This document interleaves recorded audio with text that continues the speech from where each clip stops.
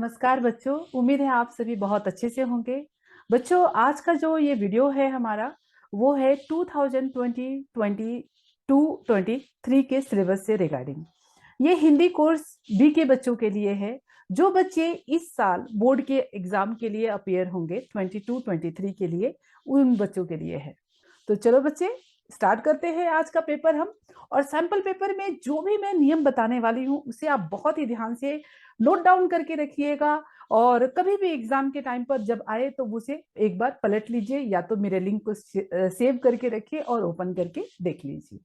ठीक है बच्चों, तो स्टार्ट करते हैं। बच्चों, ये जो प्रश्न पत्र है वो 2022-23 का प्रश्न पत्र है, हिंदी कोर्स बी जिसका। देखो बच्चों, सीबीएसई में दो हिंदी है, एक कोर्स ए और एक कोर्स बी। तो जिन बच्चों का कोर्स बी है हिंदी हिंदी का, वो 085 है, उन्हीं बच्चों का है।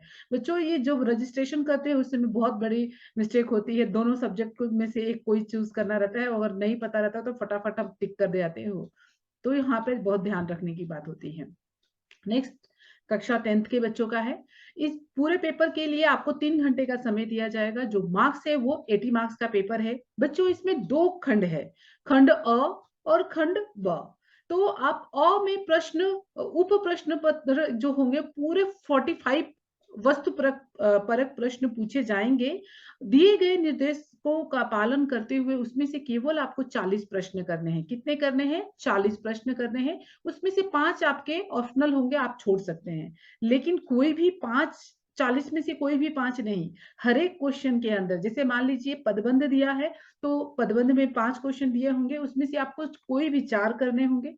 समास में भी 5 क्वेश्चन दिए होंगे, 5 में से कोई भी 4 आपको अटेम्प्ट करने होंगे। इस तरीके से आपको पेपर सॉल्व करना है। तो बच्चों, मैं आगे पेपर जब सॉल्व करेंगे तब हम आपको और भी आगे डिटेल्स में बताती चलूंगी। नेक्स्ट है आपका खंड ब में वर्णात्मक प्रश्न पूछे जाएंगे। देखो बच्चों, 2 खंड है, मैंने पहले ही बताया 2 खंड है। तो खंड अ में अ और ब में क्या हो जाएंगे? वर्णात्मक, मतलब जहां पे लंबे क्वेश्चन के आंसर्स लिखने पड़ेंगे, लंबे आंसर्स लिखने पड़ेंगे, थोड़े अधिक शब्दों वाले। और आंतरिक विकल्प भी दिए गए होंगे। जैसे अगर लेखन कौशल की बात की जाए तो लेखन कौशल भी आपके बड़े क्वेश्चन खंड ब से सम्मिलित है। और उसके अंदर हर एक के अंदर आपको एक क्वेश्चन आपको चूज कर सकते हो। 2 दिए रहते हैं, दोनों में से कोई एक आपको करना रहता है। निर्देशों को बहुत सावधानी से पढ़िए और उनका पालन कीजिए, क्योंकि सीबीएसई में बहुत चेंजेस होते हैं। और सैंपल पेपर का बच्चों प्रैक्टिस जरूर करना चाहिए। इससे क्या होगा कि बोर्ड की परीक्षा में कैसे पेपर आएंगे, आप उसके हिसाब से आप तैयार हो जाओगे पहले ही, तो आपका टाइम बच जाएगा वहां पर। नेक्स्ट है आपका, दोनों खंडों के कुल 18 प्रश्न होंगे, 18 प्रश्न होंगे दोनों भी खंडों अ और ब, दोनों को मिलाकर पूरे प्रश्न जो होंगे वो 18 होंगे। और दोनों खंडों के प्रश्नों के उत्तर देना अनिवार्य है। यथासंभव क्या कीजिए? प्रयास कीजिए कि दोनों खंडों के प्रश्नों का उत्तर क्रमशः से लिखिए। बच्चों, पूरी कोशिश करनी है कि हर एक प्रश्न का उत्तर हमें सीक्वेंस में लिखना चाहिए। ठीक है बच्चों। लेकिन अगर कुछ ऐसा 19-20 हो रहा है कि आपको नहीं याद आ रहा है उस समय, तो आप उस क्वेश्चन का, जैसे आप मान लीजिए क्वेश्चन 1 है, 1 का आप ए सॉल्व कर रहे हैं, वहां पे नंबर डाल के, अगर एमसीक्यूज है तो 1 लाइन एनफ है। और अगर बड़े क्वेश्चन के आंसर्स है जिसके लिए आपको 3 to 4 लाइन लिखना है, ठीक है, तो 3 to 4 की जगह 5 पकड़ लीजिए। आप उतने लाइन आप क्या करेंगे, क्वेश्चन का मार्क देकर, और वहां पे उतने स्पेस छोड़कर आगे बढ़ जाइए। एक तरीका ऐसा है। दूसरा तरीका है बच्चों, अगर बहुत ज्यादा प्रॉब्लम है जैसे कि सेक्शन अ और ब, तो अगर आपको लग रहा है कि ब से आपको शुरुआत करनी चाहिए और ब अच्छे से आप लिख सकते हैं, उसमें ज्यादा कॉन्फिडेंट है, तो आप पूरा पहले ब सेक्शन पूरा अटेम्प्ट कीजिए, उसके बाद ही अ सेक्शन पे हाथ लगाइए। इस तरीके से दोनों में से कोई भी एक तरीके का आप इस्तेमाल कर सकते हैं। कोशिश करना है हमें, जैसे यहाँ पे पेपर में लिखा है सैंपल यथा संभव, मतलब जहां तक हो सके कोशिश करनी है, सीक्वेंस के हिसाब से ही हमें चलना है। तो बच्चों, मैंने दोनों भी आइडिया दे दिया किस तरीके से आपको करना है। नेक्स्ट चलते हैं, अपठित गद्यांश। तो बच्चों, एक क्लू यहां पर देना चाहूंगी मैं आप लोगों को, अपठित गद्यांश बहुत ही ध्यान से पढ़ना है। और हो सके तो देखो बच्चों, कविता के लिए भी बोलते हैं ना, कविता के अंदर जब लिखा रहता है कुछ समझ में नहीं आता है कि क्या है उसका अर्थ क्या है। लेकिन जब हम क्वेश्चन पढ़ते हैं तो कुछ ना कुछ हमें क्लू मिल जाता है कि कविता किस संदर्भ में लिखा गया है। उसी तरह से गद्य के पढ़ने जो आपको 15 मिनट का टाइम पहले दिया जाता है, पेपर को तैयार आपके एग्जामिनर पहले ही आपके 15 मिनट पहले ही आपको क्वेश्चन पेपर हाथ में दे दिया जाता है। सारे नियम आप एक बार गो थ्रू हो जाइए क्योंकि ऑलरेडी आप नियम से सारे परिचित होते हैं। और उसके बाद जो आपका 15 मिनट का टाइम रहता है, अपने आप को एकदम काम रखना है और सबसे पहले आपको अपठित गद्यांश को ही ध्यान से पढ़ना है। बच्चे अपठित गद्यांश में बहुत तो क्योंकि उसमें अच्छा स्कोर कर सकते हैं, लेकिन बाद में अगर आप करने की कोशिश करोगे तो हड़बड़ाहट में उसे गलती कर दोगे। इसलिए अपठित गद्यांश को सबसे पहले ही जो 15 मिनट का टाइम दिया जाता है, उसी में ही कवर करने की कोशिश कीजिए। और दूसरी बात है, अगर अगर आपने क्वेश्चन पढ़ लिया, अगर इसके जो क्वेश्चन दिए हैं कि भारत को अनोखा राष्ट्र कहने से लेखक का क्या तात्पर्य है? सिंधु घाटी की सभ्यता का प्रतीक क्या है? इस जो क्वेश्चन अगर आप पढ़ लेते हैं, गद्यांश हमें क्या संदेश देता है? फिर गद्यांश में मूर्तियों का सविस्तार वर्णन क्या दर्शाता है? अगर हमारे दिमाग में अभी ये बैठ गया, क्वेश्चन पढ़ लिया, अब हमें क्या करना है? पैसेज को पढ़ना स्टार्ट करना है और जहां से भी आपको कुछ क्लू मिल रहा है कि क्वेश्चन से रिलेटेड कुछ है, वहां पर बात बन रही है, इंपॉर्टेंट चीजें हैं, तो उसको तुरंत ही मार्क करते चले जाइए। और लास्ट में जब फिर दोबारा जब आएंगे तो आप क्वेश्चन पढ़िए, फिर आंसर ढूंढ के उसका आंसर टिक कर दीजिए। तो चलिए बच्चे स्टार्ट करते हैं। एक भारत श्रेष्ठ भारत, ये स्लोगन है। एक भारत श्रेष्ठ भारत अभियान देश के विभिन्न राज्यों में सांस्कृतिक एकता को बढ़ावा देता है। भारत एक अनोखा राष्ट्र है जिसका निर्माण विविध भाषा किसके ऊपर किया गया है? विविध भाषा, संस्कृति, धर्म के तानों बानों, अहिंसा और न्याय के सिद्धांतों पर आधारित स्वाधीनता संग्राम तथा सांस्कृतिक विकास के समृद्ध इतिहास द्वारा एकता के सूत्र में बांधकर हुआ है। किसके? एकता के सूत्र में बांधकर हुआ है इसका जो भी भारत का निर्माण। एक भारत श्रेष्ठ भारत। हम इतिहास की बात करें या वर्तमान की, भारतवर्ष में कला एवं संस्कृति का अनूठा प्रदर्शन हर समय और हर स्थान पर हुआ है। भारत में वर्ष में कला का और संस्कृति का, भारत की संस्कृति आज भी मानी जाती है हर एक जगह। सभी लोग अपनी परंपराओं को छोड़ देते हैं, लेकिन भारत अपनी संस्कृति को अभी तक सजोए हुए चल रही है। तो भारत वर्ष में कला एवं संस्कृति का क्या है? एक अनूठा प्रदर्शन है। हर समय हर स्थान पर हुआ है। नृत्य, संगीत, चित्रकला, मूर्ति कला, वास्तुकला इत्यादि में समृद्ध भारत की पहचान पूरे विश्व में है। भारतीय वास्तुकला एवं मूर्तिकला की परंपरा अत्यंत प्राचीन है। इस कला की कहानी लगभग 5000 वर्ष पूर्व सिंधु घाटी की सभ्यता से आरंभ होती है। कौन सी बच्चों सिंधु घाटी की सभ्यता? हमने क्वेश्चन में पढ़ा था। सिंधु घाटी की सभ्यता से स्टार्ट होती है। इसके दो प्रमुख नगर थे, कौन कौन से? मोहनजोदड़ो और हड़प्पा में क्या क्या चीजों का निर्माण हुआ था? अच्छी सड़कें, 2 मंजिले मकान, स्नान घर, पक्की ईंटों के प्रयोग वाले सबूत मिले हैं।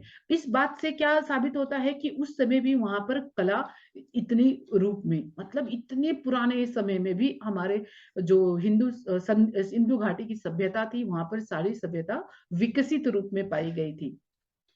गुजरात के लोथल नामक स्थान की खुदाई से पता चलता है कि वहां नावों से सामान उतारने के लिए 16 इंटू 37 मीटर लंबी चौड़ी तथा 15 फीट गहरी गोदी बनी हुई थी। ये लोग मिट्टी, पत्थर, धातु, हड्डी, कांच आदि की मूर्तियां क्या करते थे? एवं खिलौने बनाने में कुशल थे। धातु से बनी एक मूर्ति में एक नारी को कमर पर हाथ रखे मुद्रा में दर्शाया गया है। दूसरी मूर्ति पशुपतिनाथ शिव की तथा तीसरी मूर्ति दाढ़ी वाले व्यक्ति की है। तो बच्चों इन सब से कि पता चलता है कि वहां पर उस समय की कला कितनी विकसित थी। ये तीनों मूर्तियां कला के श्रेष्ठ सर्वश्रेष्ठ नमूने हैं। मूर्ति का श्रेष्ठ होना मूर्तिकार के कौशल पर निर्भर करता है। मूर्ति की प्रत्येक भाव भंगिमा देखो बच्चों, आप लोगों ने पढ़ा होगा भाव भंगिमा कौन से चैप्टर में? आपके झेन की देन में आया हुआ है ये शब्द। को दर्शाने में मूर्तिकार जी जान लगा देते हैं। भारत के प्रत्येक कोने में इस प्रकार की विभिन्न कलाएं हमारी संस्कृति में प्रतिबिंबित होती है। इस अतुलनीय निधि का बचाव और प्रचार प्रसार ही भारत एक भारत श्रेष्ठ भारत की कल्पना करता है। अब पहला क्वेश्चन क्या है कि भारत को अनोखा राष्ट्र कहने से क्या तात्पर्य है? तो क्या पढ़ा हमने, स्टार्टिंग में ही पढ़ा क्या कि भारत विभिन्नता में एकता का प्रतीक है। यहाँ पर बहुत सारे धर्म हैं, बहुत सारी भाषाएं हैं, बोलियां हैं, लेकिन इस सब के बावजूद विभिन्नता में एकता का प्रतीक है। ठीक है, ये बहुमुखी प्रतिभा का प्रदर्शन है, ये भी बात उतना ही सच है कि यहाँ पर बहुमुखी बहुत सारी प्रतिभाओं वाले लोग रहते हैं। मूर्ति कला का सर्वश्रेष्ठ नमूने हैं और संवेदनशील भारतीय नागरिक है। ये सारी बातें सत्य है, लेकिन ये सारी बातें किसमें समाहित होती है बच्चों? कि विभिन्नता में एकता का प्रतीक। तो सही आंसर क्या हुआ बच्चों? विभिन्नता में एकता का प्रतीक। चलो देखते हैं नेक्स्ट का। सिंधु घाटी की सभ्यता प्रतीक है। सिंधु घाटी की सभ्यता किस बात का प्रतीक है? मूर्तिकार के कौशल का, एक भारत श्रेष्ठ भारत का, प्राचीन सुव्यवस्थित सभ्यता का, या स्वाधीनता संग्राम के नायकों का? तो फर्स्ट क्वेश्चन तो आपको पूरा क्लियरली समझ में आ रहा है कि ये देखिए जो जो आंसर है ये तो पूरा क्लियरली समझ में आ रहा है कि ये नहीं है। ठीक है बच्चों, फिर मूर्तिकार के कौशल का ये है, लेकिन इसमें और भी अगर कुछ सुटेबल आंसर है तो हम उसको देखेंगे। और भारत एक भारत श्रेष्ठ भारत का ये तो नहीं है, ये दूसरे बात से संबंधित करता है। तो कभी भी याद रखिए, जब हम अपठित गद्यांश करते हैं तो दो आंसर क्लियरली पता चलता है कि वो आंसर उसमें से नहीं है। ठीक है, वो क्वेश्चन से संबंधित नहीं होगा। अभी दो आंसर में ही आपको चुनाव करना है। अभी देखिए यहाँ में मूर्तिकार के कौशल का, इसमें प्राचीन काल से कुछ संबंधित नहीं है, इस वाक्यांश के अंदर प्राचीन काल से कुछ भी संबंधित नहीं है, लेकिन यहाँ पर जो दिया गया है प्राचीन सुव्यवस्थित सभ्यता का। ठीक है, तो इस तरीके से बारीकी से हमें ढूंढना है उसके आंसर। तो सही उत्तर क्या होगा बच्चों? प्राचीन सुव्यवस्थित सभ्यता का प्रतीक है कौन सी? सिंधु घाटी की सभ्यता। अभी कैसे है सुव्यवस्थित? मतलब पूरी व्यवस्थित थी, वहां स्नान घर का भी व्यवस्था था, मूर्तिकार भी अच्छे थे, दो मंजिले मकान थे, वो सारी चीजें आपको ऊपर इस पे अंदर वर्णित है। ठीक है बच्चों, गद्यांश हमें संदेश देता है, क्या चीज, किस बात का संदेश देता है? कलाकार अपनी कला का श्रेष्ठ प्रदर्शन करता है, भारतीय नृत्य और संगीत की कला विश्व प्रसिद्ध है, भारतीय सभ्यता एवं संस्कृति का संरक्षण आवश्यक है, स्वाधीनता संग्राम में क्रांतिकारियों का विशेष योगदान है। ये देखो, ये तो बच्चों ये साफ पता चल रहा है कि ये आंसर नहीं है। ठीक है, स्वाधीनता संग्राम से यहाँ पर कोई लेना देना नहीं है। तो कलाकार अपनी कला का श्रेष्ठ, गद्यांश में क्या खाली कला की बात की जा रही है कि नहीं? नहीं, खाली कला की बात नहीं की जा रही है, इसलिए ये भी नहीं होगा। तो भारतीय नृत्य और संगीत की कला विश्व प्रसिद्ध है, ये बात सही है, लेकिन ये यहाँ पर संबोधित नहीं कर रहा है। क्या चीज करना चाहिए हमें? भारतीय सभ्यता और संस्कृति का संरक्षण आवश्यक है। संरक्षण मतलब होता है कि उसको संभाल कर रखना, क्योंकि जो हम अपने इतिहास पढ़ते, हमें कैसे पता चल रहा है कि हमारे पूर्वजों ने क्या किया है? हमारे इतिहास से ही हमें पता चलता है। तो इसलिए ऐतिहासिक जो चीजों का होता है उसके हमें संरक्षण आवश्यक है। तो सही उत्तर क्या होगा? ग ऑप्शन। बच्चों ये सब इस बार थोड़ा जो क्वेश्चन होगा वो बड़े घुमावदार आने वाले हैं, तो इसलिए थोड़ा सा ध्यान पूर्वक ही कीजिए। अब देखिए नेक्स्ट क्वेश्चन है आपका, गद्यांश में मूर्तिकार का सविस्तार वर्णन दर्शाता है। अभी सविस्तार क्वेश्चन को दो बार पढ़िए बच्चों, अगर नहीं समझ में आ रहा तो क्वेश्चन को दो बार पढ़िए, उसके बाद प्रयास कीजिए समझने का। गद्यांश में मूर्तिकार का सविस्तार वर्णन, सविस्तार मतलब पूरा विस्तार दर्शाता है। क्या चीज? सूक्ष्म अवलोकन एवं कला प्रेम का, प्राचीन मूर्तियों की भाव भंगिमा का, स्थूल अवलोकन एवं कला प्रेम का, या तो सांस्कृतिक एकता एवं सौहार्द का। तो बच्चों अभी देखो क्या चीज का दिखा जाता है? सूक्ष्म अवलोकन एवं कला प्रेम। ठीक है बच्चों, सूक्ष्म अवलोकन एवं कला प्रेम दर्शाता है। बच्चों अभी देखिए नेक्स्ट क्वेश्चन, अभी यहाँ पर ऐसे क्वेश्चन अगर आएंगे तो बच्चों पहले आपको समझना स्टार्ट है कि क्वेश्चन में पूछा क्या गया है। तो देखते हैं क्या पूछा गया है। निम्नलिखित कथन ए तथा कारण आर को ध्यान पूर्वक पढ़िए, उसके बाद दिए गए विकल्पों में से कोई एक सही विकल्प चुनकर लिखिए। अब कथन ए क्या कहता है? कथन ए है कि भारतवर्ष में कला एवं संस्कृति का अनूठा प्रदर्शन हर समय हुआ है। आप सभी को पता है कि हमेशा भारतवर्ष में कला और संस्कृति का अनूठा प्रदर्शन किया गया है, हर समय होता रहता है। तो ये कथन बिल्कुल सत्य है। अब दूसरी कथन क्या कहा जा रहा है? कारण क्या है इसका? अब ये कथन दिया गया और इसका कारण ये बताया गया है कि भारतीय वास्तुकला एवं मूर्ति कला की परंपरा अत्यंत प्राचीन है। तो ये कारण सटीक है कि नहीं है? अब ये हम दोनों देखते हैं कि क्या लिखा गया है। क नंबर में क्या है, कथन ए तथा कारण आर दोनों गलत है। जी नहीं, ये हो ही नहीं सकता क्योंकि दोनों गलत नहीं है, हम आप इस बात से सहमत है। दूसरा क्या दिखा रहा है कि ए गलत है लेकिन कारण आर सही है। तो ये बच्चों ये होगा, ए गलत नहीं है, पहले ही हमने देख लिया कि ये सही है, इसलिए ये भी कथन नहीं होगा। बच्चों आप लोगों को समझ में आ रहा है कि किस तरीके से ये क्वेश्चन को दिया हुआ है, इस केवल कंफ्यूज करने के लिए दिया हुआ है कि ये दो कथन दिए गए हैं, ठीक है बच्चों। और दोनों कथन जहां पर आपको लगता है कि सही है, दोनों कथन पहले आपको डिसाइड करना है कि सही है या गलत है, फिर इसी के आधार पर दिया, जैसे पहला कथन में दिया है ए तथा कारण दोनों गलत है, कथन और कारण दोनों गलत है, मतलब ए और आर दोनों गलत है।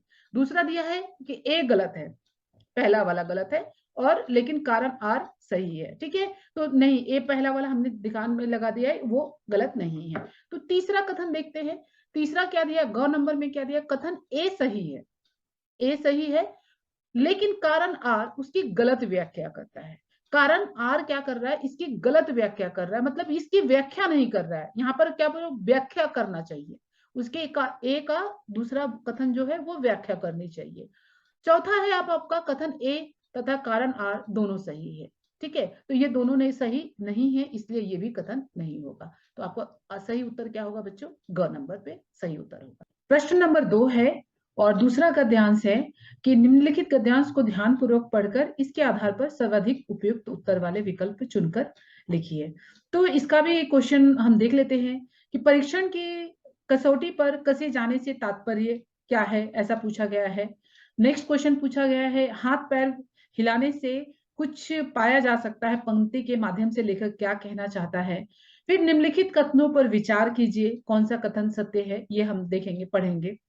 और निम्नलिखित में से कौन सा शब्द गद्यांश में दिए गए अनुसंधान शब्द के लिए सही अर्थ को दर्शाता है। तो चलो बच्चों अभी हम लोग स्टार्ट करते हैं इसका। निम्नलिखित में से किस कथन को गद्यांश के सीख पर के आधार पर कहा जा सकता है कि अल्प ज्ञान खतरनाक हो सकता है, गया समय वापस नहीं आ सकता है, मेहनत से कल्पना साकार हो सकती है। तो चलिए हम लोग स्टार्ट करते हैं, देखते हैं। परिश्रम यानी मेहनत अपना जवाब आप ही है। अर्थात बच्चों अभी देखिए आप लोगों का जो भी चैप्टर होगा, चाहे क्वेश्चन आंसर्स होंगे, सीबीएसई ने क्या किया है, कॉम्पिटेंसी बेस्ड किया है। तो आपको अंडरस्टैंडिंग पावर अच्छा होना चाहिए, जितना हो सके आप रीडिंग करना स्टार्ट करेंगे उतना आपके लिए फायदेमंद होगा। अभी यहाँ पर क्या कहा जा रहा है, परिश्रम यानी मेहनत अपना जवाब आप ही है, मतलब मेहनत करने, मेहनती जो है, मेहनत शब्द ही अपने आप में ही जवाब है, उसका अन्य कोई जवाब न है और नहीं हो सकता है। मतलब मेहनत की तुलना किसी और से की ही नहीं जा सकती है। अर्थात जिस काम के लिए परिश्रम करना आवश्यक हो, हम चाहें कि वह अन्य किसी उपाय से पूरा हो जाए, ऐसा हो पाना कतई संभव नहीं है। ये बहुत ही अच्छी लाइन लिखी हुई है कि हम चाहेंगे कि मेहनत को किसी और चीज से रिप्लेस कर लिया जाए, कोई शॉर्टकट की अपना लिया जाए, बिल्कुल भी इसका प्रयास मत कीजिए, संभव नहीं है। वह तो लगातार और मन लगाकर, लगातार भी करना है और मन लगाकर भी करना है, तो परिश्रम करने से ही होगा। इसी कारण कहा जाता है कि उद्योगिनी पुरुष सिंह सिंह मुंह पैती लक्ष्मी, मतलब उसी के पास लक्ष्मी आती है जो कि मेहनत करता है। लक्ष्मी भी उसी को वरण करती है, बोलते हैं लक्ष्मी उसी के पास टिकती है जो लोग मेहनती होते हैं। अर्थात उद्योग या परिश्रम करने वाले पुरुष सिंहों के का ही लक्ष्मी वरण करती है। सभी प्रकार का धन संपत्तियां और सफलताएं लगातार परिश्रम से ही प्राप्त होती है। परिश्रम ही सफलता की कुंजी है, यह परीक्षण की कसौटी पर कसा गया सत्य है। निरंतर प्रगति और विकास की मंजिलें तय करते हुए हमारा संसार आज जिस स्तर और स्थिति तक पहुंच पाया है, वह सब हाथ पर हाथ रखकर बैठे रहने से नहीं हुआ है।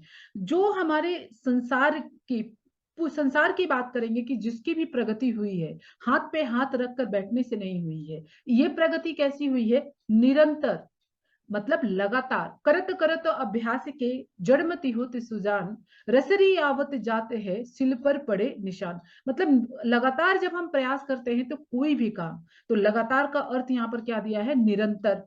तो निरंतर प्रगति और विकास की मंजिलें कब होती है, कब हासिल होती है, जब हम अपना मेहनत करते हैं।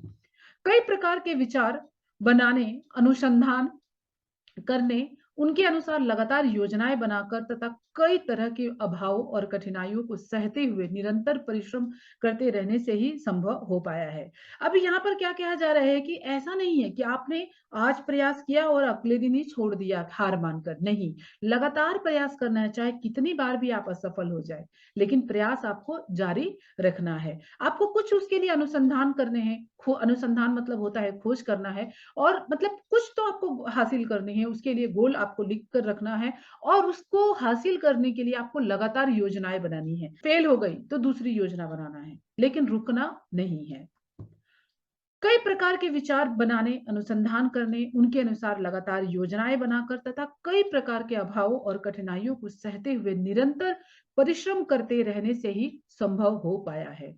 आज जो लोग सफलता के शिखर पर बैठकर दूसरों पर शासन कर रहे हैं, आदेश दे रहे हैं, ऐसी शक्ति और सत्ता प्राप्त करने के लिए पता नहीं किन-किन रास्तों से चलकर, किस-किस तरह के कष्ट और परिश्रम पूर्ण जीवन जीने के बाद उन्हें इस स्थिति में पहुँच पाने में सफलता मिल पाई है। बच्चों आपको यहाँ पर मैं एक बात बताना चाहूँगी, आप किसी की भी सफलता की स्टोरी उठाकर पढ़ लीजिए। कभी भी अगर आपका मन करता है कि पढ़ाई से थोड़ा बाहर हटने का मन कर रहा है और कुछ बुक्स पढ़ने की मन हो रही है, अगर आजकल तो यूट्यूब पे सब कुछ अवेलेबल है, तो आप किसी की भी सफलता की स्टोरी पढ़िए आप। वहाँ पर आप जानेंगे कि कोई भी इंसान एक बार में सफल नहीं हुआ है। उसने लगातार प्रयास किया है और हर विफलता के बाद उसको एक सफलता का की मिलता है। अर्थात ये कार्य नहीं करना वो की है, ठीक है? ये कार्य करने से हमको ये परिणाम मिलेगा, तो ये भी एक सफलता के आगे मार्ग पर बढ़ने वाला एक की है, चाबी है। तो इसलिए बोले कि जो भी सफल इंसान हुआ है, वो अपने लगातार प्रयासों के बावजूद और उसको सफलता इतनी आसानी से नहीं मिल गई है, जो कि बैठकर वो शासन कर रहा है या तो राज कर रहा है। हाथ-पैर हिलाने पर ही कुछ पाया जा सकता है, उदास या निराश होकर बैठ जाने से नहीं। न रहो न निराश करो, मन को कुछ का करो, कुछ काम करो। बच्चों, यहाँ पर क्या कह रहे हैं कि उदास होकर, निराश होकर बैठने से काम नहीं चलता है कि आप हताश हो गए, निराश हो गए और बैठ गए। यहाँ पर काम कैसे चलता है? आपको प्रयास करने से। बहुत ही सुंदर पंक्ति उठाई गई है, ये आपको बहुत ही वो बोला जाए तो बोर्ड के बच्चों को ये पढ़ने की बहुत ही आवश्यकता है। निरंतर परिश्रम व्यक्ति को चुस्त दुरुस्त रखकर सजग तो बनाता ही है, निराशाओं से दूर रखकर आशा उत्साह भरा जीवन भी सिखाया करता है। तो चलिए बच्चों, हम लोग क्वेश्चन आंसर्स देखते हैं क्या है क्वेश्चन के अंदर।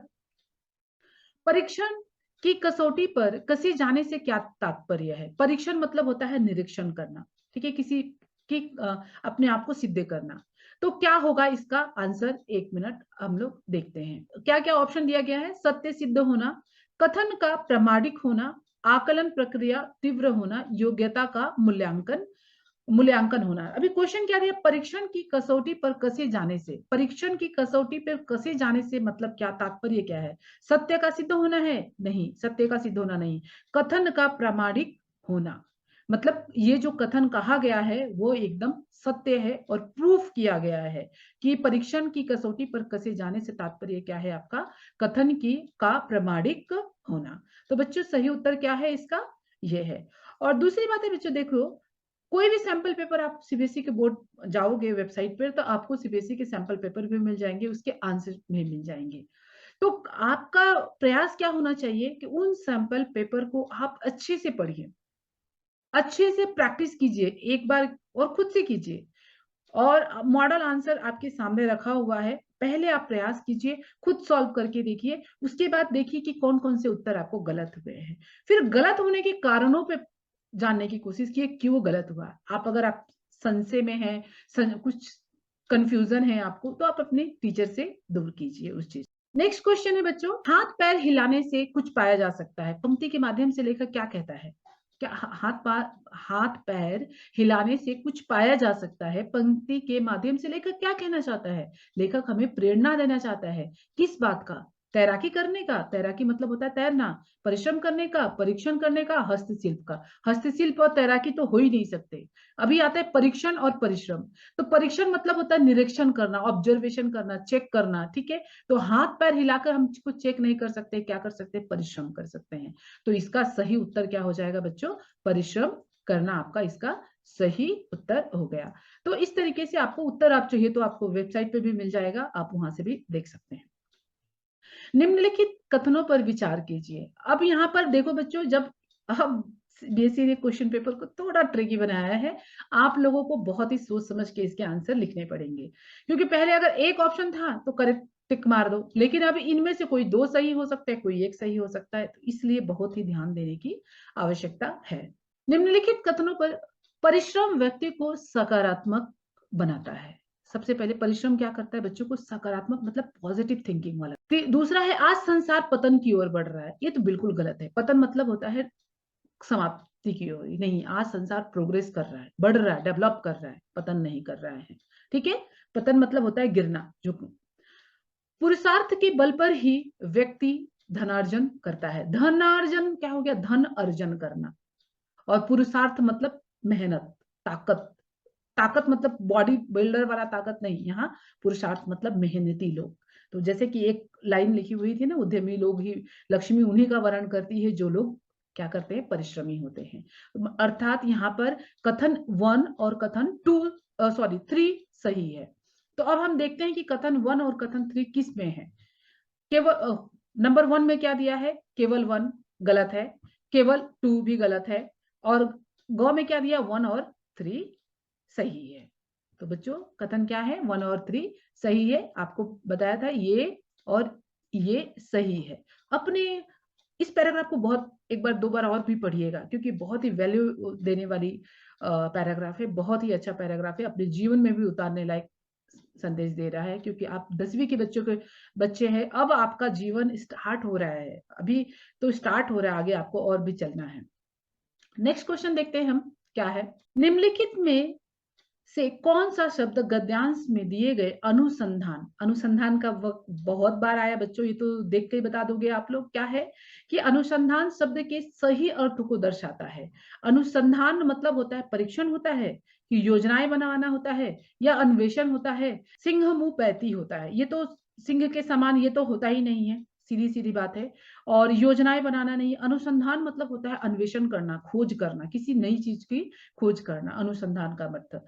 तो यहाँ पर क्या हो जाएगा? उत्तर क्या हो जाएगा? परीक्षण मतलब जांच करना, और अन्वेषण मतलब हो गया खोज करना। तो उत्तर क्या हो गया आपका? 4th का ग नंबर। नेक्स्ट क्वेश्चन देखते हैं बच्चों हमारा क्या है। निम्नलिखित में से किस कथन को गद्यांश की सीख के आधार पर कहा जा सकता है? अल्प ज्ञान खतरनाक होता है, ये बात सत्य है, लेकिन इस पैराग्राफ में ऐसा कहीं नहीं लिखा गया कि अल्प ज्ञान खतरनाक है। ये बात बट कथन ये सत्य है, लेकिन हमें पैराग्राफ में जो लिखा गया आंसर उसी के आधार पर देना है। गया समय वापस नहीं आता, ये भी सही है, लेकिन गद्यांश में इसका भी वर्णन नहीं किया गया है। गद्यांश में मेहनत से कल्पना साकार होती है। बच्चों समझ रहे हो कि कथन तीनों भी, दोनों भी आगे के सत्य दिए हुए हैं। आवश्यकता आविष्कार की जननी है, ये चारों कथन सत्य है, लेकिन हमें पैराग्राफ से बताना है आंसर। तो पैराग्राफ में किसके बारे में बताया गया है? मेहनत से। तो मेहनत करने से ही कोई भी कल्पना क्या होती है? साकार होती है। आप कोई भी कल्पना कर लीजिए, कोई भी जो आप हासिल करना चाहते हैं उसके लिए कल्पना कीजिए, और उस कल्पना को पूरा करने के लिए आप क्या कीजिए? मेहनत कीजिए उसी अनुपात में। तो आपको सफलता निश्चित ही है, मिलेगी ही मिलेगी। नेक्स्ट देखते हैं क्या है बच्चों। निर्देशानुसार पदबंध पर आधारित 5 बहुविकल्पी प्रश्नों में से किन्हीं 4 प्रश्नों के उत्तर दीजिए। बच्चों मैं यहाँ पर आपको एक बात बताना चाहूंगी कि जब भी आप व्याकरण के प्रश्न के उत्तर दे, तो बच्चे क्या करते हैं? पांचों के पांचों प्रश्न के उत्तर देते हैं, तो दीजिए। लेकिन क्या कीजिए, जो कोई कथन आपको लगता है कि सटीक है, पहले उसकी जांच कर लीजिए, उसके बाद ही उत्तर दीजिए। पहले के जो 4 क्वेश्चन अटेम्प्ट वही कीजिए जिसमें आप 100% श्योर है कि यही उत्तर होगा। तो पहला क्वेश्चन हम लोग देखते हैं। वामिरो फटती हुई धरती के किनारे चीखती हुई दौड़ रही थी। तो बच्चों दौड़ रही थी, सीधी बात है, क्या है? क्रिया है। वाक्य में क्रिया कहाँ आती है? अंत में आती है। तो दौड़ रही थी, जब एक पद से अधिक पद कार्य करे तो कौन सा पद हो जाएगा? वो क्रियापद है। सिंपल क्रियापद पहचानना हिंदी में सबसे सिंपल कार्य है किसी भी वाक्य के अंत में। बच्चों ये हमेशा नहीं, अब खाली क्रिया पहचानना आना चाहिए। जैसे ना प्रत्यय लगा के दौड़ना, मुख्य क्रिया क्या होगी? दौड़ना। दौड़ना क्या हो गई? क्रिया हो गई, और जब ना प्रत्यय लगाते हो तो क्या हो गया, वो आपका मिल रहा है क्रिया शब्द, अर्थात ये हो गया आपका क्रिया पदबंध। मुझे दूसरा कुछ भी देखने की जरूरत ही नहीं है, सीधा एक संज्ञा, और संज्ञा तो है नहीं। अगर आप उस तरीके से देखना चाहते हो तो संज्ञा तो बिल्कुल नहीं है, क्योंकि रेखांकित से ही ढूंढना है आपको। अपने यहाँ पर दिमाग लगाने की कोई आवश्यकता नहीं है, क्योंकि जो रेखांकित किया हुआ है उसी से भी हमें ढूंढना है। संज्ञा पदबंध नहीं है, सर्वनाम इसमें कुछ भी नहीं है, और विशेषण दौड़ रही थी में विशेषण नहीं है। ये तीनों शब्दों में से, तीनों में से कुछ भी नहीं है, क्रिया है। निर्भीक और साहसी वजीर अली अपने अधिकार के लिए लड़ रहा था। इस वाक्य में विशेषण पदबंध क्या है? अभी बच्चों देखो, विशेषण पदबंध, विशेषण क्या कहलाता है? संज्ञा और सर्वनाम की विशेषता बताने वाले शब्दों को हम विशेषण कहते हैं। किसकी विशेषता बताता है? संज्ञा और सर्वनाम। तो संज्ञा तो, इस वाक्य में संज्ञा क्या है, सर्वनाम क्या है? संज्ञा है आपके वजीर अली, सीधी सीधी बात है। वजीर अली है, क्या है? संज्ञा है। और इस संज्ञा की विशेषता क्या बता रहा है? निर्भीक और साहसी। वजीर अली कैसा है? निर्भीक और साहसी है। तो सिंपल बात है कि निर्भीक और साहसी क्या हो जाएगा आपका? ग नंबर ऑप्शन आपका हो गया विशेषण के एग्जाम्पल। बहुत ही सिंपल है, बहुत ही। और व्याकरण के मैंने सारे वीडियो बना दिए हैं, अगर आपको डाउट होता होगा तो एक बार जाके फिर से चेक कीजिएगा सारे रूल्स के इसमें। नेक्स्ट है क्रिया पदबंध का उदाहरण छाटिए। अभी देखिए बच्चों, हमने पहले वाले ही क्वेश्चन में पढ़ा, तो जल्दी से आप छाटिए। अगर आपको मिल गया है तो नीचे कमेंट में लिखकर जरूर बताइए। कमेंट देखिए यहाँ पे राइट साइड में होगा, इधर होगा, कहीं तो दिखेगा। कमेंट में लिखकर बताइए क्या है। वीडियो को पॉज कीजिए। ऊपर मैंने क्या बताया? क्रियापद बंध कहाँ होता है? वाक्य के अंत में। तो सीधी बात है, ये दोनों तो होंगे ही नहीं। बिल्ली आपका संज्ञा आ गया और यह आपके सर्वनाम है, ये दोनों तो हुए ही नहीं, ये दो हट गए। अब यहाँ पर देखो कि वाक्य के अंत में क्रिया आती है, लेकिन हो सकता है कि कभी दूसरा वर्ड भी आ जाए, तो कैसे हम उसे पहचानेंगे? ठीक है, अभी अयोग्य जो है वो क्रिया नहीं है, वो क्या है? विशेषण है। अयोग्य क्या है? विशेषण है। तो इसलिए ये भी नहीं आएगा। सर्वथा अयोग्य थे, तो ये किसकी? सर्वथा अयोग्य कौन थे? शैलेंद्र सर्वथा अयोग्य थे, ये क्रिया नहीं है, उनकी विशेषता बताई जा रही, तो ये भी नहीं होगा। तो क्या हो जाएगा? हमेशा याद रखो, वाक्य क्रिया कहाँ पे होती है? अंत में होती है, और ना प्रत्यय लगा के। तो बैठना, जाहिर सी बात है मुख्य क्रिया हो रही है बैठना। क्रिया मतलब इंसान जो भी कोई कार्य करता है उसे हम क्रिया कहते हैं। तो मुख्य बैठना हो गया, तो यहाँ पर हो गया, और एक से अधिक पद उसका साथ दे रहे हैं, अर्थात क्रिया पद बंध। उम्मीद है बच्चों बहुत अच्छे से समझ में आ रहा होगा। कभी कभी कमेंट कर दिया कीजिए अगर समझ में आता हो तो। नेक्स्ट है बादशाह सुलेमान मानव जाति के साथ साथ पशु पक्षियों के भी राजा थे। रेखांकित पदबंध का भेद बताइए। अब ये बादशाह सुलेमान भाई क्या है? नाम है, सीधी बात, सीधी सिंपल नाम है, और नाम क्या होता है? संज्ञा। तो क्या हो जाएगा? 4 का क नंबर आंसर हो गया, संज्ञा पदबंध। तो बच्चों हो गए 4 नंबर आपके पूरे। आप बोर्ड में 100% लाओगे ना 4?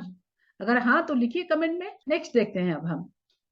नेक्स्ट है हरिहर काका। देखो बच्चों, आपने एक बात नोटिस की कि जो भी क्वेश्चन दिए गए हैं आपके पाठ्य पुस्तक से है, आपके सारे पाठ्य पुस्तक से ही प्रश्न है। मैं बार बार मेरे जितने भी वीडियो मैंने बनाया है सब में बताया है कि सीबीएसई सारे व्याकरण के प्रश्न भी कहाँ से उठाती है? आपके पाठ्य पुस्तक से ही उठाती है। तो अपने चैप्टर को बहुत ही ध्यान से आपको पढ़ना है, शॉर्टकट की मत अपनाइए। जैसे ऊपर अभी पैराग्राफ में पढ़ा आपने कि कम मेहनत करने से कभी कुछ नहीं हासिल होता है। मेहनत करने से डरिए मत।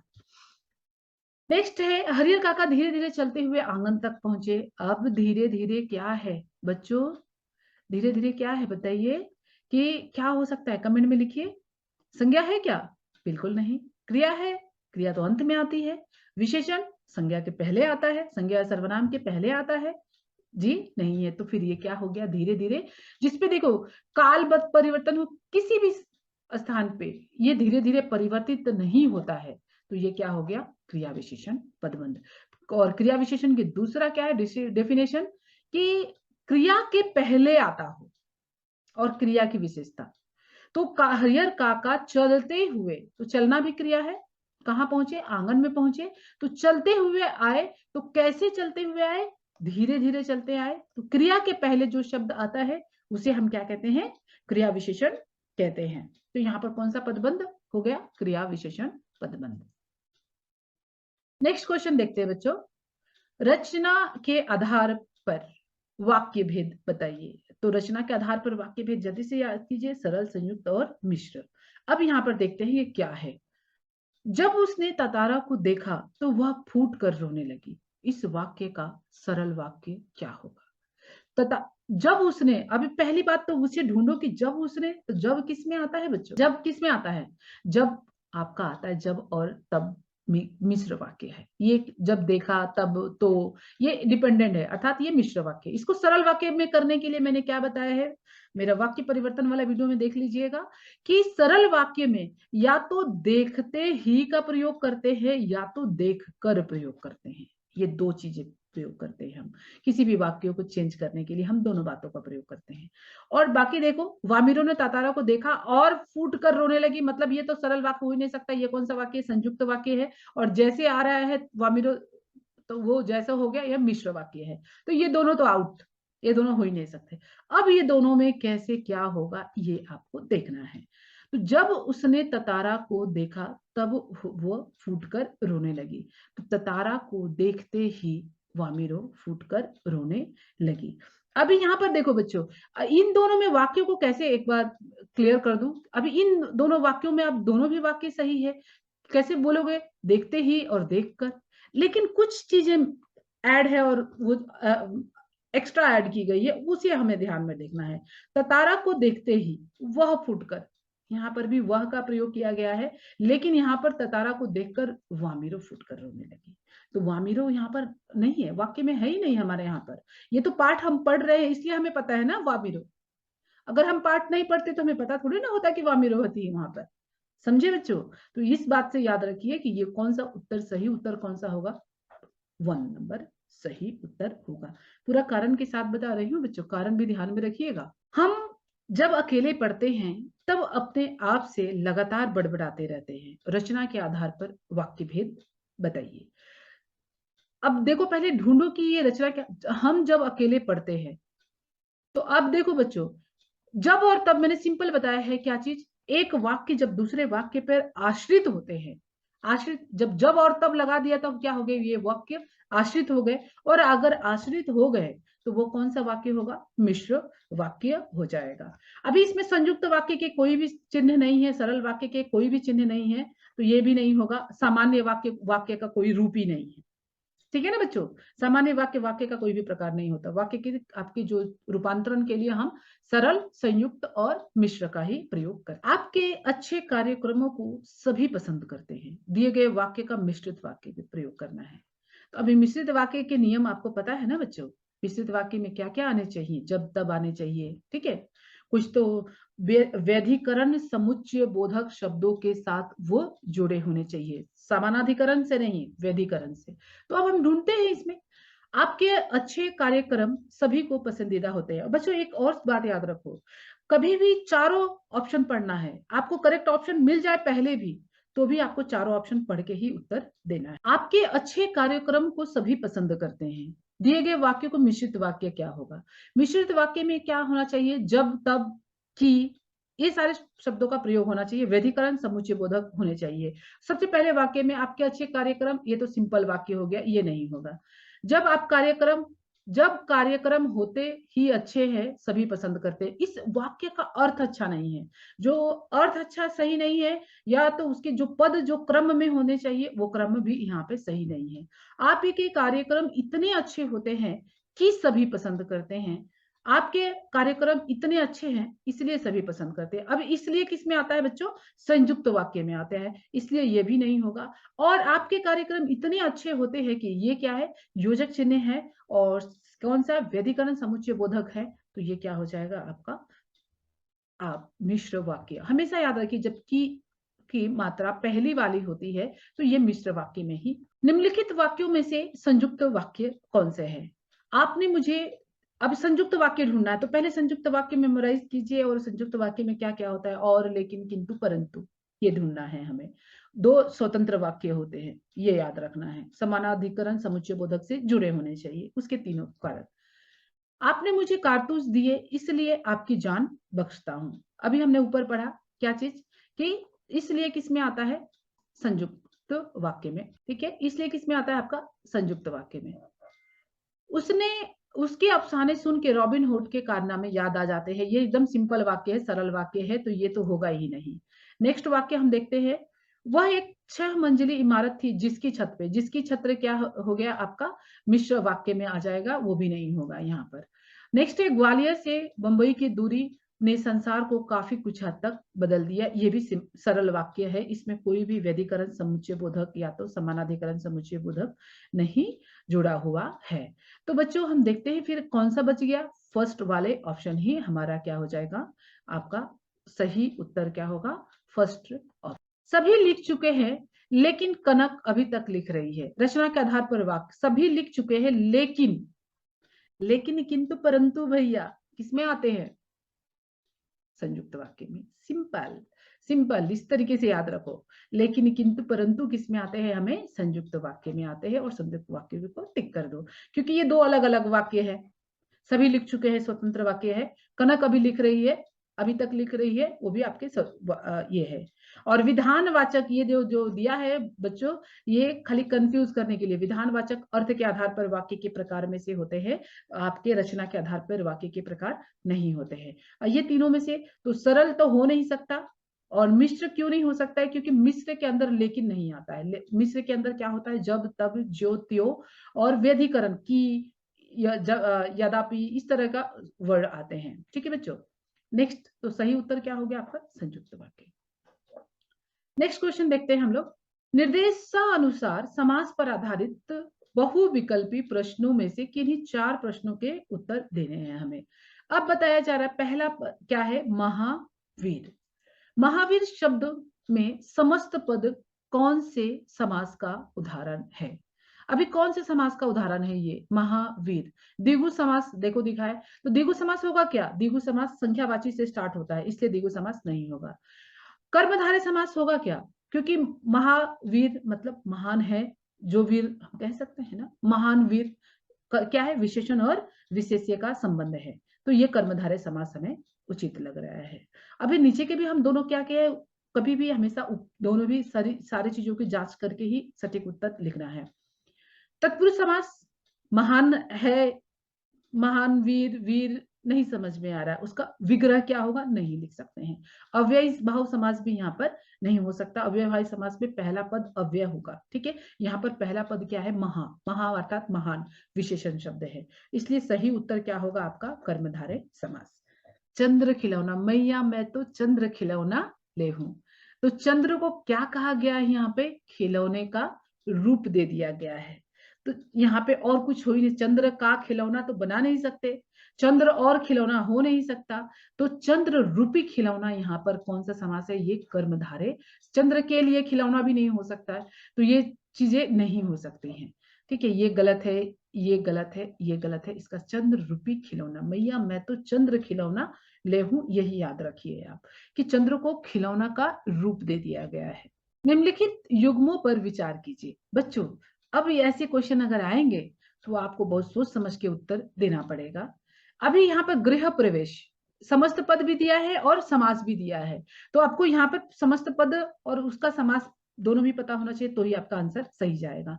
अभी गृह प्रवेश का क्या हो सकता है, विग्रह, विग्रह होगा गृह में प्रवेश। ठीक है, तो गृह में प्रवेश कौन सा होगा, आपका तत्पुरुष समास होगा। अगर आप विग्रह नहीं कर सकते हैं तो समास देखिए, द्वंद्व समास, तो द्वंद्व समास की परिभाषा क्या हो सकती है, जब एक ही शब्द की आवृत्ति हो, एक से अधिक बार आए, तो क्या होता है वहां पर अव्ययी भाव समास। जैसे घर घर, प्रत्येक घर, इस तरह से पल पल, प्रत्येक पल, दिन दिन, प्रत्येक दिन, तो वो यहाँ पर साफ साफ, ठीक है, यहाँ पर आ जाएगा आपका अव्ययी भाव समास।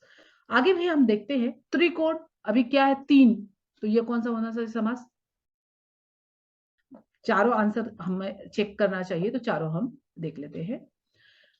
नेक्स्ट है आपका मृगलोचन, तो मृगलोचन, मृग के समान लोचन है जिसके, तो ये चौथा आंसर भी सही है। बहुव्रीहि समास होगा ना बच्चों, यस बहुव्रीहि समास ये होगा, तो इसका मतलब हमारा जो दूसरा और चौथा उत्तर सही है। तो अब देखिए आप, दूसरा कहां पे है और चौथा कहां पर, ये ग नंबर पे, दूसरा और चौथा, तो आपका आंसर क्या हो जाएगा, ग नंबर होगा इसका आंसर। तो बच्चों उम्मीद है आप लोगों का पूरा अच्छे से रिवीजन हो रहा होगा।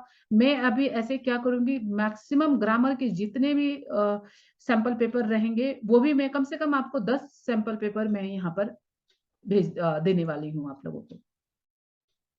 सत्याग्रह, सत्य के लिए आग्रह, तत्पुरुष समास। अभी ये दूसरे समास क्यों नहीं होंगे मैं ये भी क्लियर कर देती हूँ। सत्य और आग्रह द्वंद्व समास होता है, तो सत्य और आग्रह हो क्या इसके बीच में आपको योजक चिन्ह का इस्तेमाल नहीं है और दोनों अलग अलग शब्द नहीं दिया गया है। सत्य और ग्रह, सत्य आग्रह, ठीक है, इसका अर्थ होता है, तो इसलिए पहला वाला उत्तर क्या है, गलत है। सत्य का आग्रह नहीं होता है, सत्य के लिए आग्रह, सत्य आग्रह ये भी गलत है, ठीक है। सत्य के लिए आग्रह करना ये सटीक उत्तर है।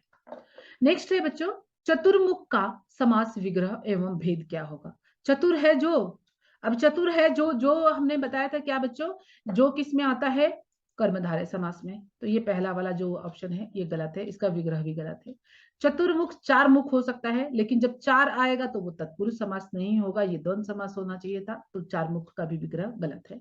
चार है मुख जिसके अर्थात ब्रह्मा बहुव्रीहि समास, ये बहुत ही सही उत्तर है, क्योंकि चार जिसके मुख है वो ब्रह्मा है, और वो जब तृतीय पद को कोई इंडिकेट करता है तो वहां पर होता है बहुव्रीहि समास। चतुराई झलकती है जिसके मुख से, अर्थात व्यक्ति विशेष बहुव्रीहि समास, ये तो इस तरीके का विग्रह होगा ही नहीं, चतुराई झलकने की बात ही नहीं कर रही है यहाँ पर संख्या की। नेक्स्ट देखते हैं बच्चों, मुहावरे। निर्देशानुसार मुहावरे पर आधारित 6 बहुविकल्पी प्रश्नों में से किन्हीं चार प्रश्नों के उत्तर दीजिए। कितने दिए हैं, 6 बहुविकल्पी। शायद सीबीएसई वाले को दवाया आ गई है आप लोगों के ऊपर, अब 6 दे दिए हैं, इसमें से आपको 4 ही करने हैं। मुहावरे में बच्चे हम अक्सर गलतियां करते हैं। पहला क्वेश्चन है आपका, मुहावरे और अर्थ के उचित मेल वाले विकल्प का चयन कीजिए। तो उचित मेल वाले, अभी गृह बांधना, गिरह बांधना मतलब गांठ बांधना, तो गांठ बांधना मतलब किसी की सिखाई हुई बातों को गिरह बांधना होता है, तो ये मार डालना गलत है। तलवार खींचना, सब कुछ नष्ट कर देना। पन्ने रंगना मतलब व्यर्थ में लिखना, ठीक है, पन्ने रंगना मतलब व्यर्थ में लिखना। कदम उठाना मतलब सामना करना, ये नहीं है, तो इसका सही उत्तर क्या हो जाएगा आपका, ग नंबर ऑप्शन क्या हो जाएगा, सही हो। अयोग्य को कोई महत्वपूर्ण वस्तु मिलना। अयोग्य आदमी, देखिए बच्चों, अंधे के हाथ में बटेर लगना, इसका सही उत्तर क्या होगा, अयोग्य, जो कि योग्य नहीं है लेकिन उसके हाथ में कोई बहुमूल्य वस्तु लग गई है। दांतों तले उंगली दबाना, ये नहीं, आश्चर्यचकित हो जाना, दांतों तले उंगली दबाना इसका अर्थ नहीं है। नेक्स्ट हम लोग देख लेते हैं क्या क्या है। अंधे के हाथ बटेर लगना, अंधे की लाठी बनना मतलब सहारा बनना होता है। मोह माया के बंधन में पड़ना मतलब सांसारिक वस्तुओं के बंधन में पड़ना, तो अंधे के हाथ बटेर लगना इसका सही उत्तर होगा, अंधे के हाथ बटेर लगना। नेक्स्ट क्वेश्चन है, तुम मित्र है या शत्रु है, जहां भी जाता हूं वही मेरे सामने रिक्त स्थान की पूर्ति करिए। जहां भी जाता हूं हवा में उड़, तो मित्र है या शत्रु है, जहां भी जाता हूं वही मेरे सामने क्या कर देता है। अभी शत्रु क्या करेगा, दीवार खड़ी करेगा, ठीक है, हवा में तो नहीं उड़ा सकता, डेरा भी नहीं डाल सकता है। त्योरिया चढ़ाना मतलब मुझे पर ताव देना होता है, तो क्या करना है, दीवार खड़ी कर देता है। तो इसका जो सही उत्तर होगा बच्चों वो क्या हो जाएगा, ग नंबर होगा इसका सही, घ। नेक्स्ट क्वेश्चन है बच्चों, पढ़ाई में मेहनत कर मैं डैश हो सकता हूँ, क्या कर सकता हूँ, खून घूट पी सकते हो, ये तो साफ पता चल रहा है, ये नहीं है आंसर। और क्या क्या है, एक पन दो काज कर सकते हो पढ़ाई में मेहनत करके, पैरों पे खड़ा हो सकते हो, अपना हाथ जगन्नाथ कर सकते हो, जी नहीं, आप एक पैरों पे खड़े हो सकते हैं, जब पढ़ाई आप अच्छे करोगे तो अपने पैरों पे आप खड़े हो सकते हो। नेक्स्ट क्वेश्चन है आपका, रेखांकित अंश के लिए कौन सा मुहावरा प्रयुक्त करना उचित होगा। तुम सारा दिन काम में जुटे रहते हो, कभी आराम भी कर लिया करो। तो कोल्हू का बैल, खेत का बैल, 3 का 13, हक्का बक्का। हक्का बक्का मतलब आश्चर्यचकित होना, 3 का 13 मतलब कुछ खुआ चरा के बात करना। खेत का बैल कोई मुहावरा नहीं होता, तो अधिक मेहनत कोल्हू का बैल बोलते हैं ना, पिसता रहता है बेचारा, रोज घूमता ही रहता है उसी तरह, गोल गोल गोल गोल चक्की में घूमता ही रहता है, तो कोल्हू का बैल। अब जो सारा दिन काम में जुटते रहते हैं उसे क्या कहते हैं, कोल्हू का बैल, अत्यधिक मेहनत करना। नेक्स्ट है आपका, अत्यधिक दुखी होना, अर्थ के लिए उपयुक्त मुहावरा कौन सा होगा। अत्यधिक दुखी, करवे घुट पीना, आपे से बाहर होना मतलब कंट्रोल से बाहर आ जाना। गुस्से के कारण। कलेजा मुंह को आना मतलब दुख के कारण, दुख का अधिकार जो अपने 9th के चैप्टर में पढ़े थे वहां पर था ये कलेजा मुंह को आना। अक्ल पर पत्थर पड़ना, अभी यहाँ पर हरिहर काका पाठ में भी है। यस, हरिहर काका पाठ में कलेजा मुंह को आ जाता था दुख, उनके दुख के बारे में सुनने से। और अक्ल पर पत्थर पड़ना, अत्यधिक दुखी होना, मतलब अब क्या होगा बताओ बच्चों, आप लोग बताइए यहाँ पर कि क्या होगा। कलेजा मुंह को आना, दुखी होना। बच्चों थोड़ा सा अगर हम दिमाग में लगाएंगे तो हर एक के, और अभी तो बहुत आसान हो गया, पहले तो अर्थ लिखकर वाक्य में प्रयोग करना क्वेश्चन आता था, वो बच्चों के लिए बहुत मुश्किल था। लेकिन यहाँ पर केवल आपको अर्थ छांटना है। अर्थ आप देखिए, मुहावरों का अर्थ ढूंढना इतना डिफिकल्ट नहीं होता है, आप आसानी से उसे ढूंढ सकते हैं। अभी नेक्स्ट क्वेश्चन है बच्चों पाठ्य पुस्तक से, चलिए देखते हैं क्या है। खंड अ के जो भी प्रश्न आज है वो मैं कंप्लीट करूंगी, और खंड ब जो है आपका वो मैं दूसरे वीडियो में कंप्लीट करने वाली हूँ बच्चों, क्योंकि वीडियो बहुत बड़ा बन जाएगा। चलो अभीष्ट मार्ग में सहर्ष खेलते हुए, विपत्ति विघ्न जो पड़े उन्हें धकेलते हुए, घटे न हेल मेल हाँ बढ़े न भिन्नता कभी, अतर्क एक पंथ के सतर्क पंथ हो सभी, तभी समर्थ भाव है कि तारता हुआ तरे, वही मनुष्य है कि जो मनुष्य के लिए मरे। तो बच्चों यहाँ पर इस सैंपल पेपर में क्या दिया हुआ है, ये कौन सा पार्ट का है, कौन सी कविता से दिया गया है, पहले तो आपको वो याद करना है। तो ये कौन सी कविता है बच्चों, मनुष्यता। कौन सी कविता है आपकी, मनुष्यता कविता से लिया गया है। अब यहाँ पर क्वेश्चन क्या बोला जा रहा है कि कवि सभी को एक होकर चलने की प्रेरणा देता है।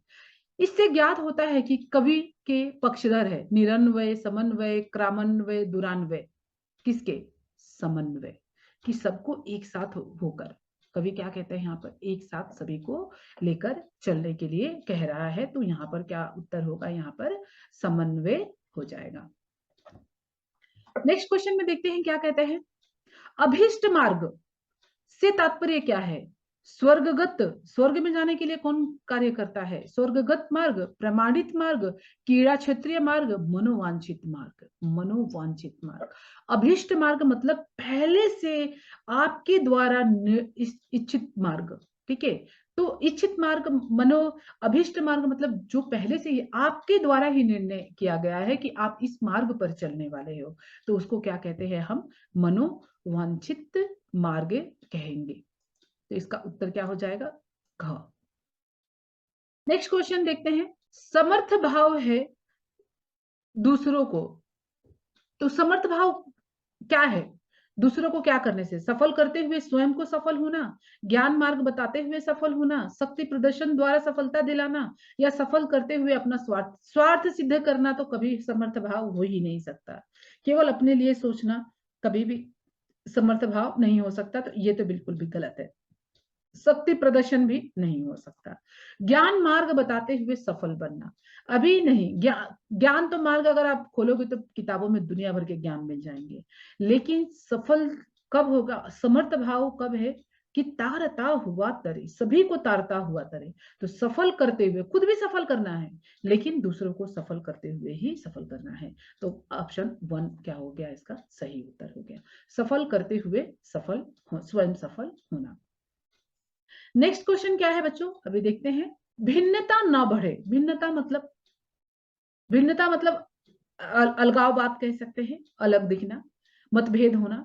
तो भिन्नता बढ़ना नहीं चाहिए, तो क्या होगा इसका उत्तर, मतभेद कम हो, भेदभाव भिन्न हो, मतभेद अधिक हो। अभी ये सब तो सीधा सिंपल समझ में आ रहा है कि मतभेद नहीं होगा, भेदभाव भिन्न हो नहीं होगा, मतभेद कम हो, भिन्नता नहीं बढ़नी चाहिए, अलग अलग लोग नहीं होने चाहिए, मतभेद कम हो। इसका सही उत्तर क्या होगा, मतभेद कम हो। ठीक है बच्चों, नेक्स्ट देखते हैं। निम्नलिखित वाक्यों को ध्यानपूर्वक पढ़िए। हमें मृत्यु से कभी नहीं डरना चाहिए। अब कविता में हमें बताया गया है कि मृत्यु से हमें कभी डरना नहीं चाहिए, तो ये सत्य है। बाह्य आडंबरों का विरोध करना चाहिए, बाह्य आडंबरों से संबंधित यहाँ पर कुछ भी नहीं कहा गया है, तो इसलिए हम यहाँ पर, ये बात सत्य है कि बाह्य आडंबरों का विरोध करना चाहिए, बट कविता में यहाँ पर नहीं कहा गया है। मार्ग की विपत्तियों को ढकेलते हुए हमें आगे बढ़ना चाहिए। जी हाँ, ये कविता में कहा गया है।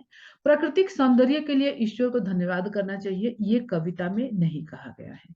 सत्य है, लेकिन हमें सत्य से नहीं, हमें कविता के भावार्थ से चलना है। हमें अपने जीवन में सकारात्मक दृष्टिकोण अपनाना चाहिए। ठीक है, ये वाली बात हमें कविता में बताई गई है कि सकारात्मक दृष्टिकोण अपनाकर ही हमें चलना चाहिए। अब देखते हैं कि कौन सी ऑप्शन में 1, 3 और 5 ये सारे ऑप्शन मौजूद है, वो हम देखेंगे, उसके हिसाब से हमें बताएंगे कि आंसर वही सही होगा। क में है 1, 2, 5 गलत है, 1, 3, 5। तो हमने क्या कहा था, 1, 3, 5 जिसके अंदर होगा वही आंसर क्या होगा, आपका सही होगा। तो अब कौन सा उत्तर आपका सही होगा बच्चों, ये ख नंबर। बच्चों पता है मुझे आज का वीडियो काफी बड़ा हो रहा है, लेकिन यकीन मानिए अगर आप ये पूरा वीडियो कंप्लीट करेंगे तो आपको बोर्ड से रिलेटेड बहुत सारे टॉपिक बिल्कुल क्लियर हो जाएगा। निम्नलिखित प्रश्नों के उत्तर देने के लिए उचित विकल्प का चयन कीजिए। तुम ही राम, तुम ही लक्ष्मण, कवि ने ऐसा कहा है, क्यों कहा है ऐसा? ये आपको पता है बच्चों कि ये कौन सी कविता से लिया गया है? कैफी आजमी जो कवि है उससे है, कर चले हम फिदा। तो यहाँ पर राम और सीता, लक्ष्मण ने क्या किया था, सीता की रक्षा की थी। तो अब हमें यहाँ पर इस कविता में देशवासियों को संबोधित करके ये कविता लिखी गई है। तो आगे हम इसके चारों ऑप्शन देखते हैं कि क्या क्या है। देश की रक्षा सभी देशवासियों का कर्तव्य है। राइट बच्चों, राम और लक्ष्मण द्वारा सीता की रक्षा की गई है, ये बात सत्य है। लेकिन कविता में बताया गया है कि राम और लक्ष्मण ने मिलकर सीता की जैसे रक्षा की है, तो वैसे ही जो देशवासी है और जो सैनिक है उनको क्या कहा गया कि राम भी तुम ही हो और लक्ष्मण भी तुम ही हो, और उठो और क्या करो, इस देश भूमि की, इस भारत भूमि की रक्षा करो। सैनिक युद्ध भूमि में वीर गति को प्राप्त हो चुके हैं, ये नहीं कहा गया है। आत्म बलिदान के अवसर निरंतर बने रहते हैं, ऐसा भी नहीं कहा गया है। तुम ही राम, तुम ही लक्ष्मण, अर्थात क्या हो जाएगा, क नंबर उत्तर बिल्कुल सही है कि देश की रक्षा सभी देशवासियों का कर्तव्य है। नेक्स्ट क्वेश्चन है बच्चों अभी कि तब पहचानू। अब ये देखो, तब ये क्या, कौन सी कविता का है? ऐसे क्वेश्चन के लिए आपको थोड़ा सा तो कविता ध्यान में रहना ही चाहिए, तो ही आप इसके आंसर कर पाओगे। तब मुख पहचानू छिन छिन में का भाव क्या है? सबसे पहले तो कविता कौन सी है, ये आत्मतरान। वहां पर रविन्द्रनाथ टैगोर क्या कर रहे हैं कि क्या कह रहे हैं कि मैं आपसे दुख हरने की प्रार्थना नहीं कर रहा हूं। मैं किस बात की प्रार्थना करता हूं कि मुझे उस दुख को दीजिए, लेकिन उस दुख को सहने का ताकत भी दीजिए। ईश्वर से यही प्रार्थना करते हैं, इस कविता का भाव यही है। तो तब मुख पहचानो जिन जिन में, यहाँ पर क्या बोल रहे हैं रविंद्रनाथ टैगोर, क्या कह रहे हैं कि जब मैं सर से लेकर पांव तक पूरे सुख के दिनों में डूबा रहूं, तभी भी मैं तुम्हें भूलूं नहीं। हम मनुष्य क्या करते हैं, हम जहां सुख पड़ता है तो भगवान को भूल जाते हैं, और दुख पड़ता है तो उन्हें कोसना याद करना स्टार्ट कर देते हैं कि आपकी वजह से ऐसा हो गया है। लेकिन रविन्द्रनाथ टैगोर क्या कह रहे हैं कि मैं अगर सुख के दिनों में भी रहूं तो भी मैं तुम्हें भूलूं नहीं। तो आके देखते हैं कि क्या है। प्रभु की सत्ता पर संदेह ना करना, पहले ऑप्शन में ही मेरा उत्तर मिल गया। प्रत्येक जीव में परमात्मा को देखना, ये तो करेक्ट है, लेकिन यहाँ पर इसका भाव नहीं है। तब मुख पहचानू छिन छिन मतलब होता है पल पल मैं आपके, हर जो भी आपने मुझे सुख दिया है उस सुख के समय में भी आपका हमेशा याद करूं, धन्यवाद देता रहूं।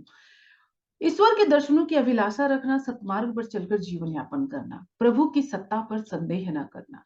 यहाँ पर रविन्द्रनाथ टैगोर जी दोनों बातों के लिए बोल रहे हैं। अगर सुख के दिन आए तो भी मैं भूलू नहीं, और दुख के दिन आए तो भी मैं आपके ऊपर संदेह ना करूं। किसी भी हालत में आपके ऊपर संदेह ना करूं कि आपके कारण से मुझे दुख आया है। तो बच्चों इसका आंसर क्या हो जाएगा, आपका पहला वाला आंसर हो जाएगा। नेक्स्ट देखते हैं, नेक्स्ट क्या है बच्चों। अब धीरे धीरे आज की कड़ी के लिए हम अंतिम पड़ाव पर पहुंचने वाले हैं। नेक्स्ट, निम्नलिखित गद्यांश को पढ़कर पूछे गए प्रश्नों के उत्तर के लिए सही विकल्प का चयन कीजिए। गद्यांश दिया हुआ है और पद्यांश दिया हुआ है, तो हम इजिली आंसर फाइंड कर सकते हैं। तो देखते हैं इसको भी। रातें दसों दिशाओं से कहेंगी अपनी कहानियां, पर संगीतकार जय किशन ने आपत्ति की। उनका ख्याल था कि दर्शक 4 दिशाएं तो समझ सकते हैं, 10 दिशाएं नहीं। लेकिन शैलेंद्र परिवर्तन के लिए तैयार नहीं हुए। उनका हृदय, उनका दृढ़ मंतव्य था कि दर्शकों की रुचि की आड़ में हमें उथलेपन उथलेपन को उन पर नहीं थोपना चाहिए। कलाकार का यह कर्तव्य भी है कि वह उपभोक्ता की रुचियों का परिष्कार करे। कलाकार केवल ऐसा नहीं है कि केवल जो दर्शक है उसके अनुसार ही अभिनय करे, उसके अनुसार ही चीजें दिखाए। अब के बच्चों, आपके पिक्चरों में आप लोग देखते होंगे ज्यादातर मोटिवेशनल स्टोरी होती है, कुछ सक्सेस स्टोरी होती है, किसी के जीवन की तकलीफ करके अपने जीवन में अगर प्रोग्रेस किया है। एक क्रिकेटर के भी ऊपर मूवी बन रही है, एक बॉक्सर के ऊपर भी मूवी बन रही है, तो उन सभी से प्रेरणा ले। तो ये क्या किया गया, ये हम दर्शकों उपभोक्ताओं की रुचि को चेंज किया गया है, परिष्कार किया गया है। मतलब हमें हमारी सोच, जो पहले हम क्या देखते थे, केवल पारिवारिक पिक्चरों को देखा करते थे, तो उन सारी चीजों को, सोचों से हमें क्या किया गया, परिष्कार किया गया है। तो क्या कलाकार का यह भी कर्तव्य है कि वह उपभोक्ता मतलब कंज्यूमर्स की रुचियों का परिष्कार करने का प्रयत्न करे। उनका यकीन गलत नहीं था, किनका, शैलेंद्र का। यही नहीं, वे बहुत अच्छे गीत भी जो उन्होंने लिखे बेहद लोकप्रिय हुए। शैलेंद्र ने झूठे अभिजात्य को कभी नहीं अपनाया, झूठी मूठी बातों को कभी उन्होंने अपनाया नहीं, बढ़ावा नहीं। कभी भी उन्होंने पैसे के मोह में और लालच में कभी भी उन्होंने कार्य नहीं किया। उनके गीत भाव प्रवण थे, भाव से भरपूर थे, दुरह नहीं थे कि कोई उसे समझ ना सके, ऐसे नहीं थे, कठिन नहीं थे, भाव प्रवण थे। ऐसा गीत, मेरा जूता है जापानी, ये पतलून इंग्लिस्तानी, सर पे लाल टोपी रूसी, फिर भी दिल है हिंदुस्तानी, ऐसा गीत केवल शैलेंद्र ही लिख सकते थे। शांत नदी का प्रवाह और समुद्र की गहराई लिए इस लाइन के अंदर, इस गीत के अंदर नदी की जो धारा होती है, जो प्रवाह होता है, उसमें जितनी शांतता होती है वैसा शांत है। और समुद्र की गहराई लिए हुए ये शब्द है। यही विशेषता उनकी जिंदगी की थी और उन्होंने अपनी फिल्म के द्वारा भी साबित किया था। तो बच्चों, अभी क्वेश्चन आंसर्स देखते हैं, क्या क्वेश्चन में कहा गया है। रातें दसों दिशाओं से कहेंगी अपनी कहानियां, पर संगीतकार जयकिशन ने आपत्ति की। क्यों? कि उनके अनुसार दर्शक समझ नहीं पाएंगे। सीधी बात है, आपको ऑप्शन भी पढ़ने की जरूरत नहीं पड़ेगी। दसों दिशा का गहन ज्ञान दर्शकों को नहीं होगा, इससे दर्शकों की रुचियों का परिष्कार नहीं होगा। जागरूक दर्शक ऐसी स्पष्ट बातें पसंद नहीं करते, दर्शकों की रुचि के लिए उन पर उथलापन नहीं थोपना चाहिए। ये तीनों में से कोई भी नहीं है। जय किशन जी का जो संगीतकार जय किशन जी हैं, उनका वो किस लिए मना कर रहे थे, क्योंकि 10 दिशाओं के बारे में जो दर्शक है उनको ज्ञान नहीं है। ठीक है, वो समझ नहीं पाएंगे। तो सही उत्तर क्या है बच्चों? सही उत्तर है आपका क नंबर। ठीक है, नेक्स्ट चलते हैं हम लोग। उनका यह दृढ़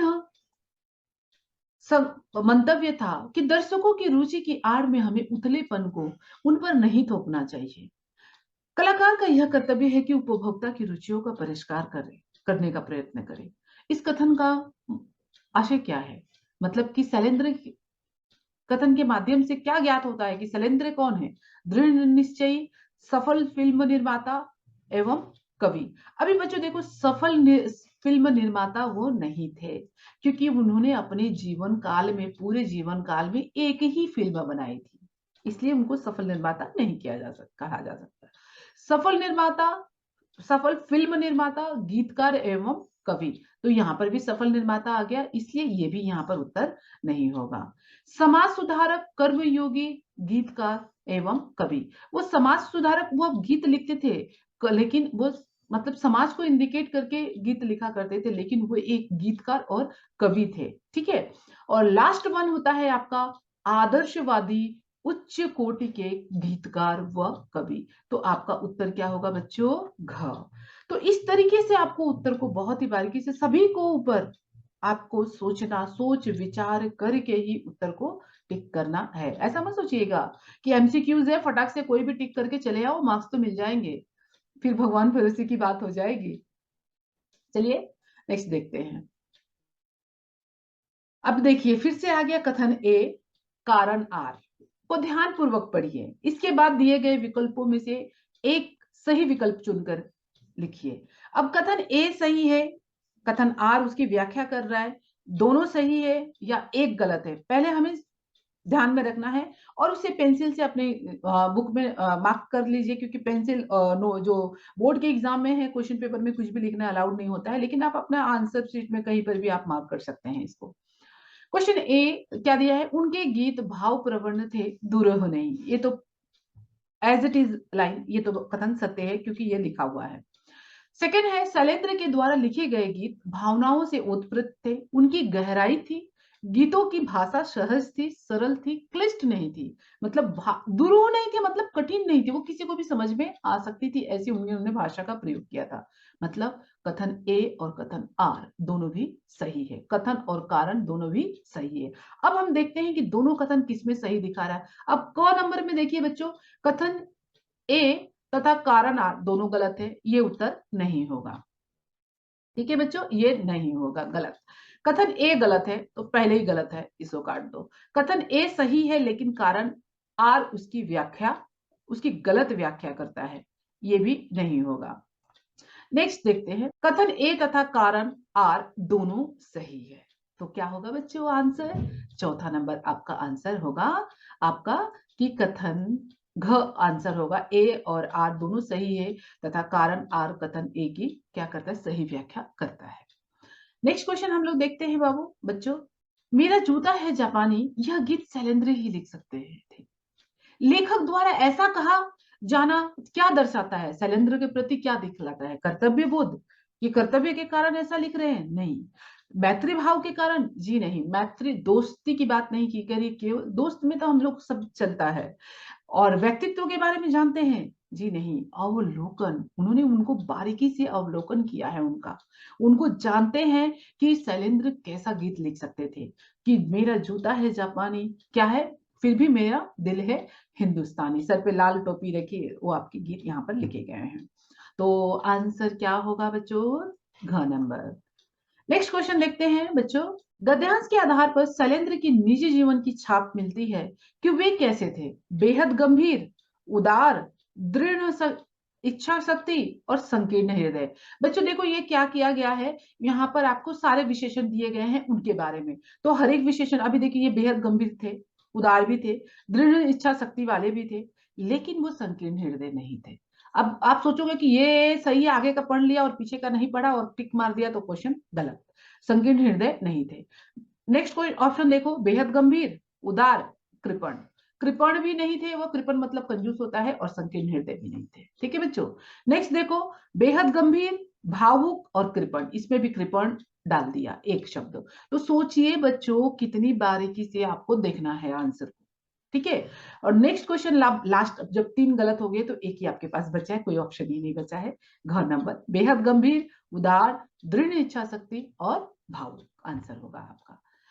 उम्मीद है बच्चों आप लोग बहुत अच्छे से समझ रहे हैं और बोर्ड की परीक्षा में बहुत ही हेल्प होने वाला है आपका ये वीडियो, अंत तक जरूर देखिएगा। नेक्स्ट क्वेश्चन है, निम्नलिखित में से कौन सा वाक्य बड़े भाई साहब कहानी से प्राप्त प्रेरणा को दर्शाता है?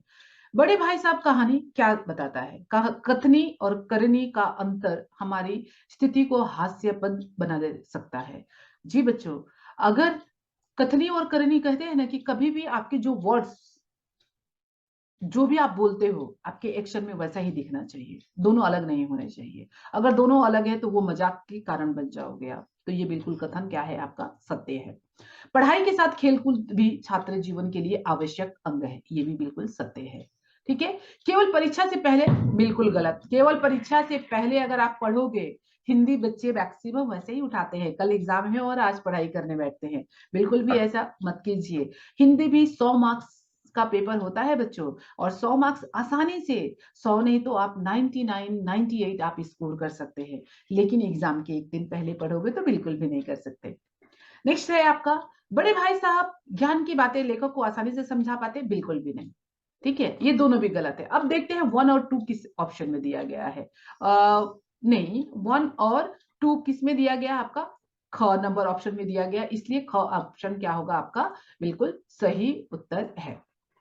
नेक्स्ट क्वेश्चन देखते हैं हम लोग, सादत अली को अवध के तख्त पर बिठाने के लिए पीछे कर्नल का क्या उद्देश्य था? अभी कर्नल ब्रिटिश सरकार से, अभी उनका उद्देश्य क्या था? सादत अली से क्या मित्रता था? अपने परम मित्र सादत अली की हर संभव सहायता करना चाहते थे? बिल्कुल भी नहीं। अंग्रेज बिल्कुल भी किसी की सहायता नहीं करते थे। ये आंसर गलत है।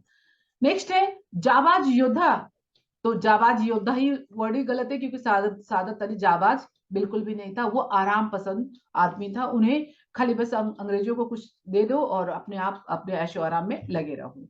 कंपनी के वकील का कत्ल करवाने के लिए मिलकर षड्यंत्र रचना, ये भी गलत उत्तर है। कंपनी कौन है बच्चा? यहाँ पर ईस्ट इंडिया कंपनी की बात की जा रही है यहाँ पर। नेक्स्ट है अप्रत्यक्ष रूप से अवध पर कंपनी का आधिपत्य स्थापित करना।